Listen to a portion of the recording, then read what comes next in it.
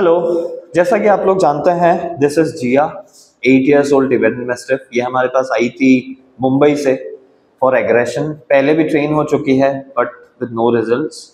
For aggression both human and animal, least reactivity and बहुत सारे छोटे मोटे इश्यूज है ना। उसे ग्रूमिंग करना पॉसिबल नहीं था, 2 साल से वो नहा ही नहीं थी। नेल ट्रिमिंग वगैरह वॉज नियर टू इम्पॉसिबल। तो बेसिकली देखिए, ये सिर्फ एक प्रॉब्लम नहीं है, एक प्रॉब्लम की वजह से दूसरी प्रॉब्लम चालू हो जाता है। मैं आपको समझाता हूँ। बेसिकली देखिए, वो 8 साल की है तो she is a senior dog, right. In human terms वो 60+ की है, तो she deserve some respect. Respect in terms of what? Respect in terms of space. For example, ये मल्टी डॉग हाउस होल्ड से आती है, इसके घर में और 2 डॉग्स हैं, सेम ब्रीड।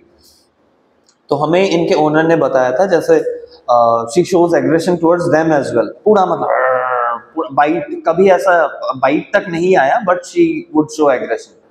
तो मैंने जितना देखा इन 5-6 हफ्तों में, मेरा जो एक्सपीरियंस रहा, she is a very docile dog, है ना। ऑफ कोर्स अभी ये आया कहाँ से ये aggression? The thing is, particularly इस डॉग को समझ लीजिए, स्पेस पसंद है उसे, अपना प्राइवेट स्पेस, है ना। अभी अगर कोई इंसान उसे बार बार जाके टच करेगा या कोई डॉग उसको जाके डिस्टर्ब करेगा, and we as handlers, as owners, अगर उसके स्पेस के लिए एडवोकेट नहीं करते हैं, तो उसके पास कोई चारा नहीं बचता। शी इवेंचुअली ग्राउल्स, बाइट्स, और उसके बाद एक से बढ़कर एक चीजें होती रहती है ना।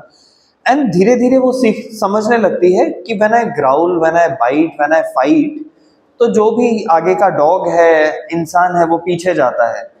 That is how they learn behaviours, है ना।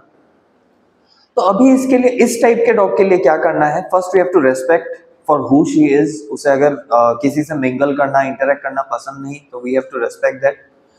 सेकेंडली, ऐसे डॉग्स के लिए I would recommend, highly recommend the crate, है ना। जब भी उसका वॉक वगैरह, जो भी एक्टिविटी आपके साथ है, वो हो जाए, उसे उसका प्राइवेट स्पेस देने के लिए use the crate. That is one of the best options that you can give your dog.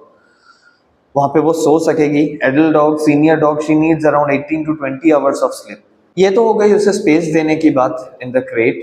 Another thing which owner should always थोड़ा नजदीक से, बारीकी से देखिएगा। When you have multiple dogs, हम क्या करते हैं यूजुअली, जो डॉग रिएक्ट कर रहा है, बार्क कर रहा है, ग्राउल कर रहा है, हम उसे एग्रेशन टैग कर देते हैं। But often times the case is, जो इंस्टिगेटर है, जो उंगली करने वाला है, वो दूसरा डॉग्स रहता है ना। तो we as owners, as handlers, हमारा क्या रोल रहता है? व्हेन, सबसे पहले तो ऑब्जर्व कीजिए कि कौन इंस्टिगेट कर रहा है, कौन किसको उंगली कर रहा है ना। If for example she is dog A, another dog is B and C, अगर तीनों एक साथ है, नजदीकी से, बारीकी से उन्हें देखिए। If for example be, dog be जो है, उसके नजदीक आके कुछ उसे परेशान कर रही है, एंड शी इज, उसका बॉडी लैंग्वेज क्लियरली बता रहा है कि वो पसंद नहीं कर रही, तो don't wait for the fight to start, just intervene, है ना। बीच में चले जाइए and break the things. Secondly, कोई भी टॉय ऐसे पड़े रहना नहीं चाहिए।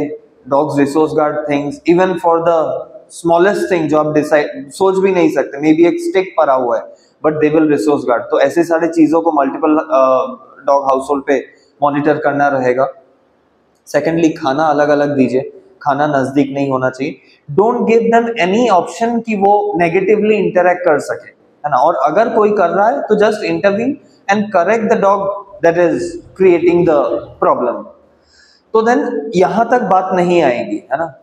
तो या, this is all about aggression at home, अगर मल्टीपल डॉग हाउस होल्ड है।